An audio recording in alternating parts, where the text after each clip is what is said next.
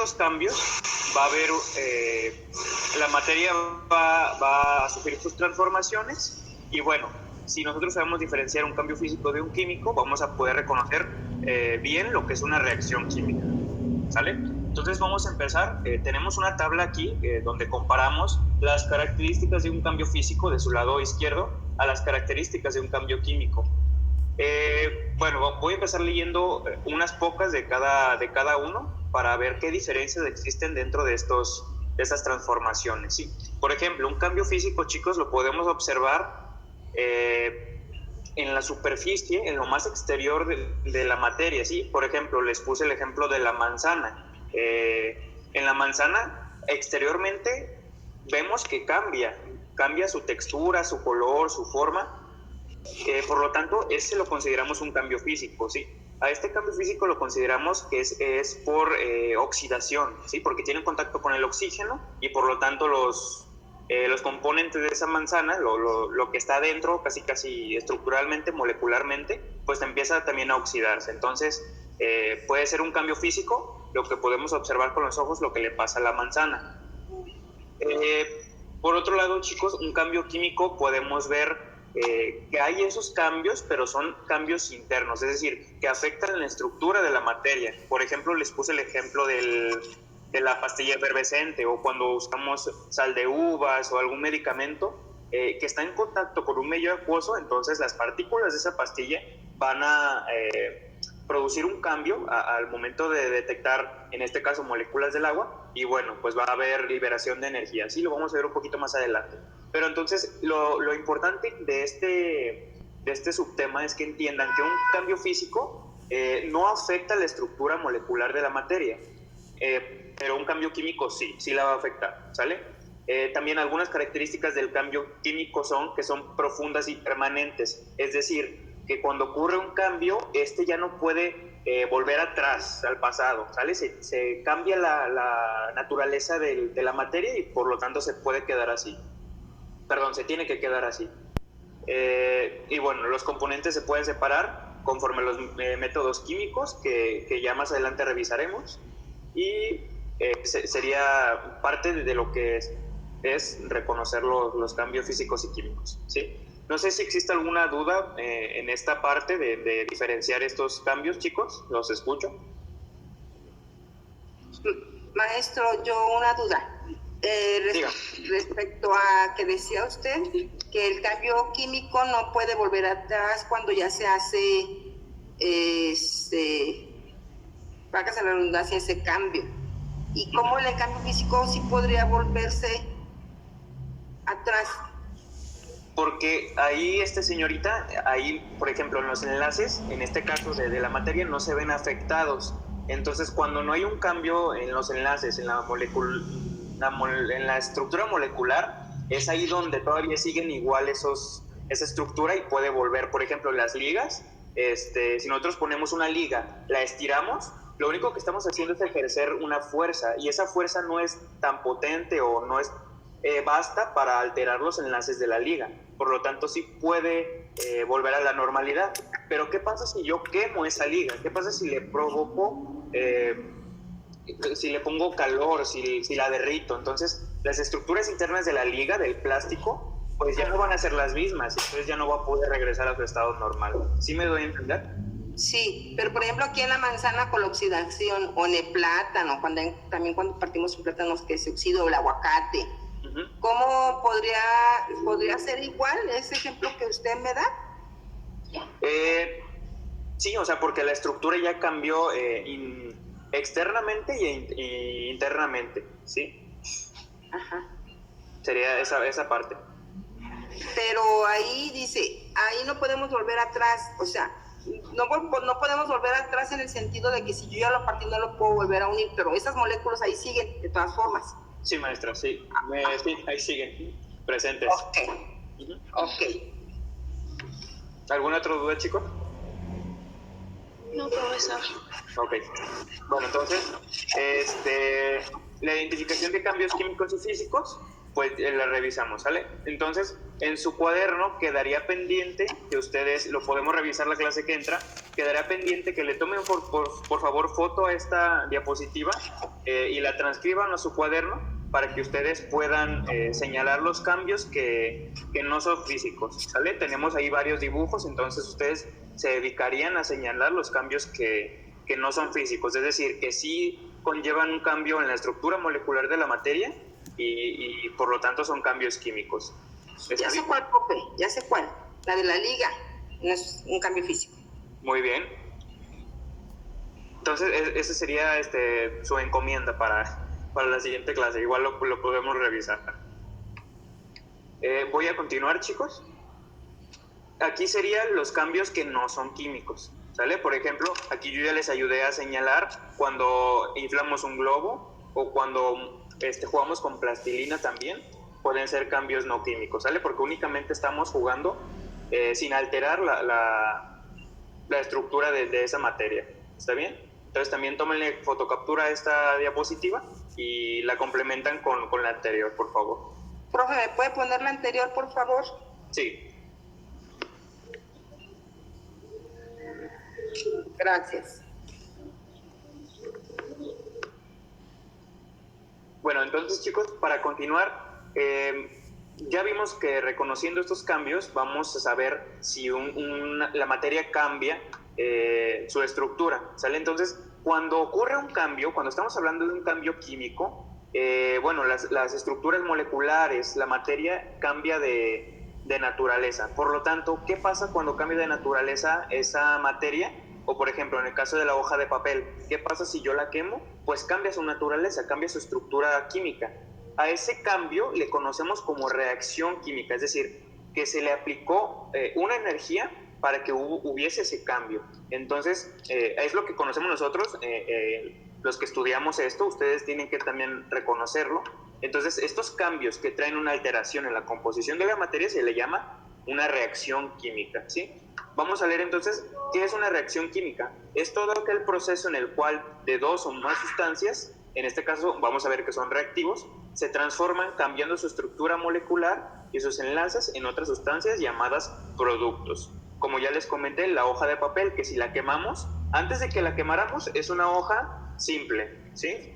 Y está entera, blanca, y podemos reconocer que es una hoja de papel. Pero ¿qué pasa si yo la prendo, que le pongo un encendedor a un lado y se empieza a quemar? ¿Qué vamos a obtener después de que le aplicamos la energía? ¿Pueden comentarme? Ceniza. Ajá. Profe, ¿qué es molecular y qué es una estructura molecular? La estructura molecular, señorita, es todo lo que está internamente a la materia. Es decir, como si fuera un esqueleto. Nosotros tenemos un esqueleto de hueso, ¿no? La materia tiene también su esqueleto, ¿sí? Por ejemplo, en el caso de los átomos, acuérdense que los átomos forman moléculas. Si yo cambio esos átomos de lugar o cambio sus enlaces, los enlaces son la capacidad que tiene cada sustancia de poder mezclarse con otra, poder interaccionar con otra. Entonces, cuando hablo de estructura molecular es aquella propiedad que tiene la materia propia de ella, que bueno, es subatómica, se puede decir, cuando estamos hablando de átomos. ¿Sí me di a entender? Y cuando hablamos de átomos, ¿todas las cosas tienen átomos, maestro? Sí, así es. Toda la materia está formada por átomos. La estructura molecular se refiere a la disposición tridimensional de los átomos, el cual determina muchas propiedades de las moléculas como la reactividad, polaridad, su fase y su color. Así es, la estructura molecular le da las propiedades o características a cada materia. Ok, gracias, maestros. De nada. Bueno, entonces, la reacción química, chicos, ya vimos que está formada por reactivos, lo que es antes de la reacción, y por los productos, que es después de la reacción química. Aquí les puse unos cuadrados que representan estos reactivos y productos como tal, ¿sí? Tenemos los dos cuadros verdes que se van a sumar a otro cuadrito amarillo, que en este caso serían los reactivos, lo que tengo antes de la ecuación, de la reacción química. Aplicamos calor, aplicamos energía, ¿y qué va a resultar? los dos productos, ¿sí? La suma de los dos productos. Ahorita lo vamos a ver un poquito más claro. Solo quiero que reconozcan que dentro de una reacción química siempre va a haber reactivos, que son los que van a reaccionar para provocar un cambio y ese cambio va a proporcionar un producto, ¿sí? Un resultado.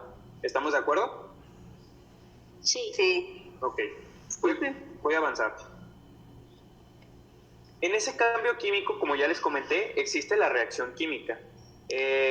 Bueno, me adelanté un poquito. Cuando ocurre una reacción química se rompen determinados enlaces. Ya hablamos que los enlaces son la capacidad que tienen de unirse cada elemento con otro o cada materia con otra de los reactivos, y se forman nuevos enlaces en los productos. El resultado, como ya se los comenté. Por lo tanto, una reacción química genera cambios en la forma en que los átomos se unen entre sí, ¿vale? Entonces tenemos lo que pasa antes y lo que pasa después. Las reacciones químicas, muchachos, tienen características propias, es decir, todas las reacciones químicas y todos los cambios químicos van a constar de estas características que están viendo ahorita en pantalla, ¿sí? Representan un cambio estructural en la materia, ya lo revisamos, ¿sí? Cambia molecularmente la naturaleza del elemento que estamos trabajando o de la materia, ¿sí? Constan de reactivos y productos, ya lo vimos. Por una parte tenemos los reactivos que van a reaccionar al momento de aplicarles energía, y por otra parte, cuando aplicamos energía y se produce el cambio, obtenemos los productos. Como tercera característica tenemos, los productos serán distintos a los reactivos. Claro, si vamos a observar un cambio, pues la parte que cambió tiene que ser diferente a la que se va a observar al final de la reacción, ¿sí? ¿Necesitan energía para que esto ocurra? Pues claro, sin la energía, muchachos, muchos de los procesos vitales de nuestro cuerpo e incluso de la naturaleza no podrían ocurrir, ¿sí? Los elementos por sí solos, sin aplicarles energía, sin aplicarles calor sí, valga la redundancia, aplicarles un medio por el cual tengan que reaccionar, pues no va a ocurrir nada, ¿sí? Siempre necesitamos ese mediador dentro de la reacción.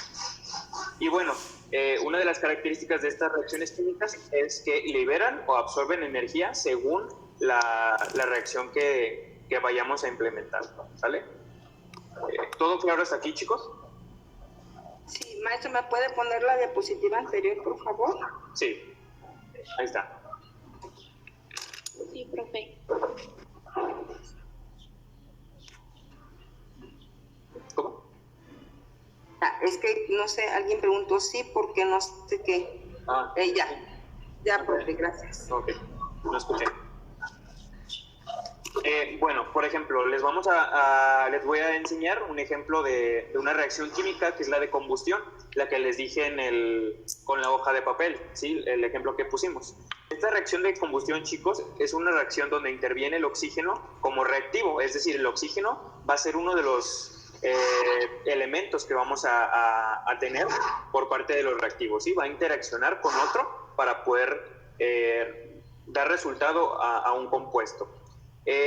Transcurre rápidamente y tiene gran lugar desprendimiento de luz y calor. Por ejemplo, bueno, tenemos el carbono en el cuadro verde, tenemos el oxígeno en el cuadro amarillo, le vamos a aplicar energía, en este caso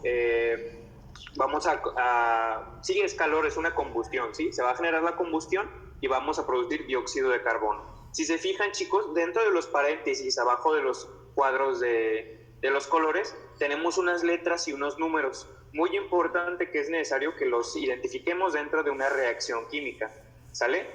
Por ejemplo, el carbono ya sabemos que es un elemento químico, por lo tanto se va a representar con la C.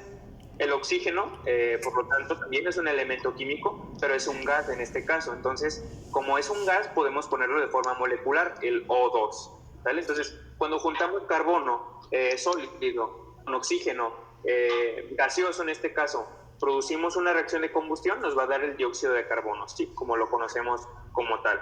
En los carros tenemos dióxido de carbono, cuando hay procesos en una fábrica también hay dióxido de carbono, se desprende ese gas, ¿sale? Bueno, aquí les puse en un recuadro naranja, dice, combustión del carbón para producir energía eléctrica. Como ya les dije, cuando producimos esta reacción, se va a liberar luz y calor. En este caso, luz y calor son energía.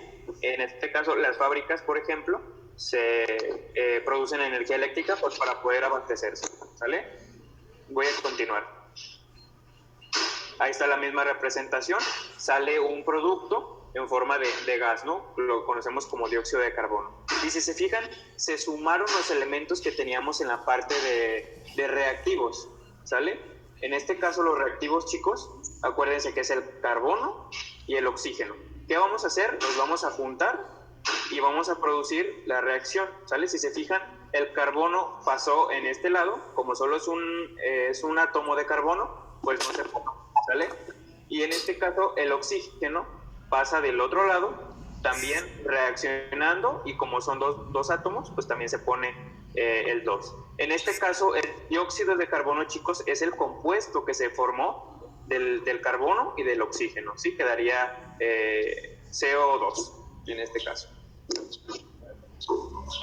Tenemos otro tipo de reacción, chicos, que se le llama la reacción de efervescencia, ¿sí? Este es un poquito más complejo porque estamos hablando de que se tiene que usar un medio acuoso, es decir, un medio líquido, ¿vale? Esta reacción consiste en que un ácido, por ejemplo, el ácido clorhídrico o en el bicarbonato de sodio, se desprende dióxido de carbono a través de un líquido, ¿sí? Como les comenté, tiene que haber un medio líquido para que el ácido, o en este caso el carbonato o el bicarbonato, que son parte de las pastillas efervescentes, pues pueda reaccionar y liberar energía, ¿sí? En este caso puse aquí una ecuación química que ahorita vamos a revisar más adelante. Partimos esta ecuación en dos. De este lado tenemos los reactivos, en este lado tenemos los productos, ¿sale? En reactivos tenemos el carbonato de calcio, ¿sale? En estado sólido, y el ácido clorhídrico en medio acuoso, ¿sí? El medio acuoso es el que nos va a ayudar a producir la reacción.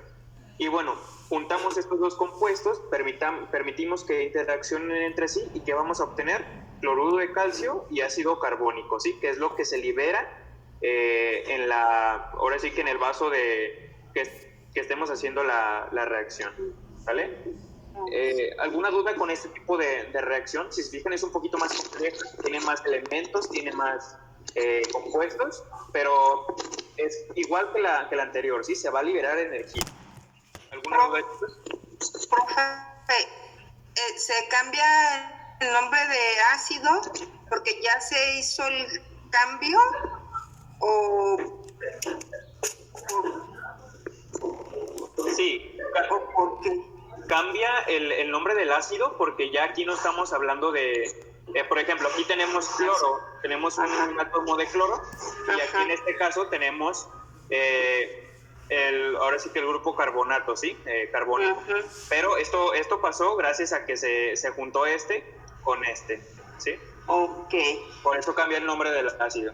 Antes, cuando ya se cambian es cuando cambia también el nombre. Cuando ya era cloruro del sodio se cambia a ácido carbónico cuando se junta con el otro elemento. Y acá cambia a ácido clorhídrico cuando ya se juntó con el del cloro, con la reacción. Así es, porque acuérdense que estamos cambiando la naturaleza estructural de la materia, ¿sí? En este caso de los elementos que estamos trabajando. Gracias, profe. De nada. En el caso de la fermentación, chicos, es otro ejemplo muy común. Si se fijan, cuando están haciendo los cerveceros su cerveza, o están haciendo, pues los que se dedican a hacer levadura y todo eso en panes, en la cocina, pues también hay una reacción de tipo de fermentación, ¿sí? En este caso, tenemos una molécula muy importante para nosotros, que es el azúcar y el alcohol etílico, ¿sí? En este caso, en la fermentación, ¿qué se produce? Bueno, pues es un proceso un poquito más tardado, más lento, pero gracias al alcohol etílico es como la glucosa va a lograr fermentar. ¿Y qué vamos a obtener? Pues el producto, en este caso, ya sea cerveza, ya sea panes, ya sea cualquier otro producto que tuviera un proceso de fermentación, ¿sí? Pero ¿qué pasa con eso? Pues bueno, también se libera dióxido de carbono, ¿sí? Es uno de los productos que se libera cuando trabajamos con azúcar y alcohol etílico, lo sometemos a calor, lo sometemos a procesos de máquina y bueno, esas máquinas se encargan de producir el dióxido de carbono, ¿sí? Como bien lo dice mi compañero, pues la fermentación es un proceso catabólico de oxidación incompleta, pues esto quiere decir que no requiere de oxígeno y su producto final es un compuesto orgánico, según sus productos finales. Existen diferentes tipos de fermentaciones. Así es, como lo dijo mi compañera, pues el producto orgánico en este caso sería el alcohol etílico, ¿sí? Que es el que, bueno, nos tomamos en la cerveza en menor cantidad, pero es el producto orgánico, ¿sí? ¿Todo bien hasta aquí, chicos? Sí, profe. Voy a continuar. Gracias. Y bueno, identificando ya las 3 reacciones que vimos, vamos a ver que estas reacciones químicas van a liberar energía, ¿sí? Esa energía que liberamos al momento de hacer reacciones químicas, pues bueno, va a haber reacciones que son exotérmicas. Si dividimos la palabra exo ahora sí que en estas partes, exo quiere decir que va a liberar, ¿sí? O sea, afuera de. Y térmica, pues es termos, temperatura, calor, podemos hacer esa referencia, ¿sí? En caso contrario, endotérmica, el prefijo endo quiere decir adentro, es decir, absorbe esa energía, ¿sale? Entonces, una reacción endotérmica es aquella que absorbe energía del medio en donde esté, y una reacción exotérmica va a liberar energía en forma de calor, de luz, de gas, etcétera, ¿sale? ¿Alguna duda con esto, chicos? Ok.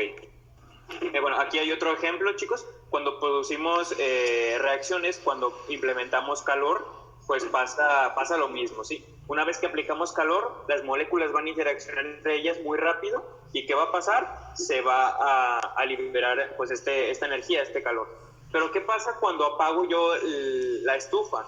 ¿Sí? Bueno, esa energía va a dejar de producirse y al momento de agregar, aquí tengo unos hielos en esta imagen, esos hielos van a encargarse de que la energía se concentre en un solo lugar y al final pues chocan las dos temperaturas, frío y caliente, y se va a quedar, estático el producto, ¿sí? ¿Alguna duda hasta aquí, chicos?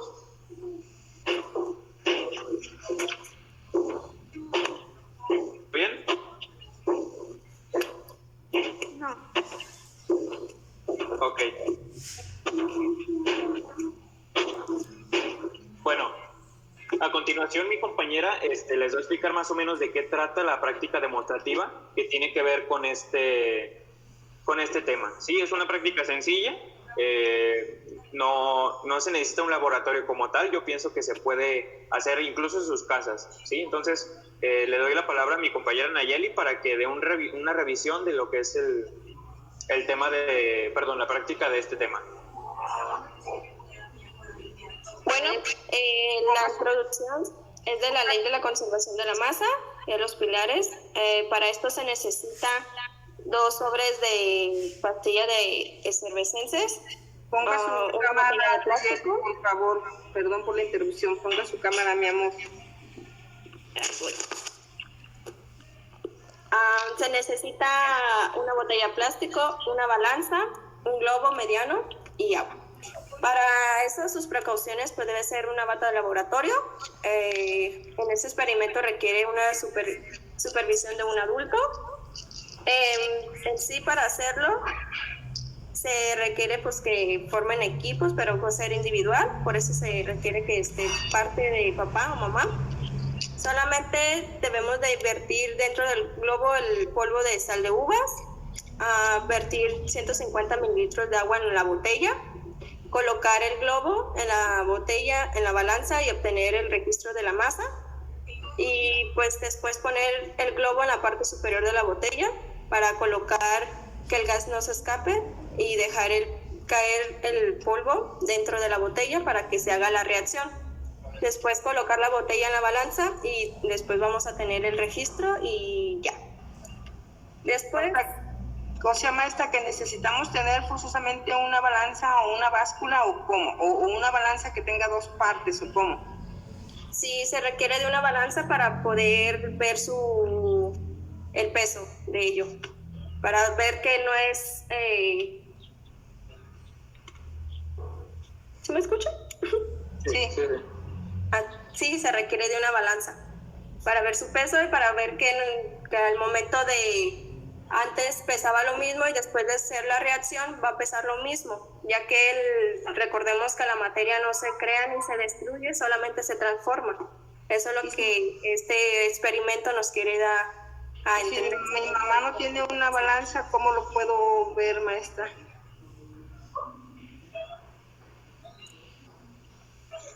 Bueno, ahí se tendría que, si no se cuentan con, si ustedes lo van a realizar en su casa y no cuentan con estos, ahora sí que instrumentos para pesar, igual podemos calcularle con algo que ustedes conozcan, ¿sí? Puede ser una cucharadita, 2 cucharaditas. El chiste es que no se vaya a saturar, a saturar me refiero que no sea más el polvito en este caso se puede hacer de bicarbonato de la pastilla.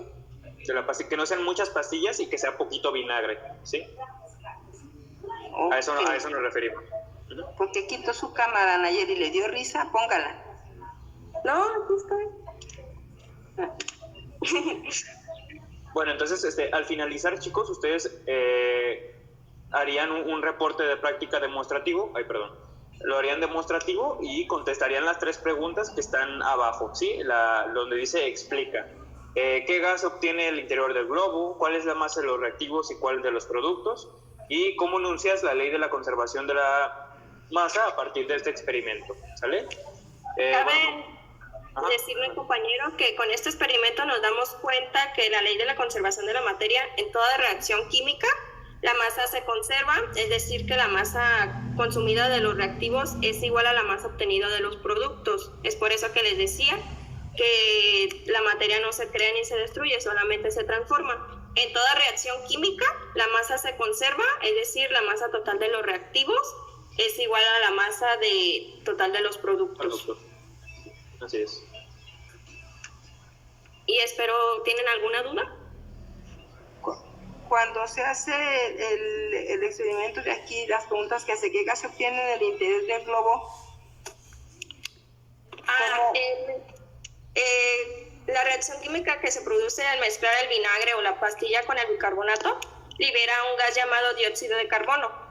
Es una de las propiedades más características de los gases en el que se tiene que ocupar todo el espacio en el que se encuentra uno. En este caso, el dióxido de carbono ocupa el volumen mayor de la botella, provocando que el globo se infle. A ver, otra vez, maestra, ¿cómo dijo? En la reacción química que se produce al mezclar tanto en el vinagre como en el globo con el bicarbonato, se libera un gas llamado dióxido de carbono. Su fórmula es CO2. Es una de las propiedades que se caracteriza el cual se obtiene el gas al ocupar en todo el espacio que se encuentra el espacio. Lo que pasa es que me queda la duda, maestra, porque aquí no dice que ocupamos vinagre, sino agua. Dice 2 sobres de sal de uvas o pastilla efervescente, una botella de plástico, una balanza, un globo mediano y el agua. Pero no... El vinagre o el agua puede hacer alguna reacción junto con las pastillas. Ajá. Y entonces tanto agua como vinagre puede ser lo mismo. Sí, a lo que mi compañera se refiere es que como es una reacción de efervescencia, acuérdense que hay que tener un medio acuoso. En este caso el vinagre o el agua puede ser ese medio acuoso. Y únicamente ya agregamos las pastillas efervescentes o la sal de uva que tenemos aquí en los materiales que necesitamos y pues va a reaccionar pues de la manera de desprendimiento de gas. El gas que comenta mi compañera, es aquel que va a ser liberado pues por arriba de la botella porque no tiene de dónde salir, pero al momento de nosotros poner el globo en la boquilla de la botella, pues como es tanto gas, se va a inflar el globo. A eso se refiere mi compañera. Y el gas que libera es el dióxido de carbono.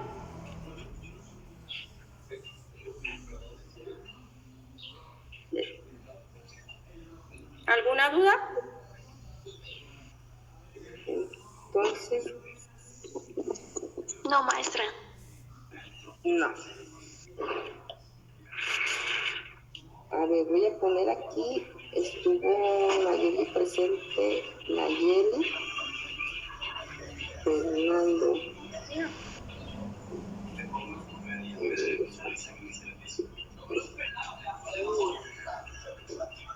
La tienes Fabiola, dijimos que estaba Marijó, Teresita. Es que saben que Marijó, ¿cuál es su apellido, Marijó? Castro Herrera. Castro Herrera. Castro Herrera, y luego Teresita.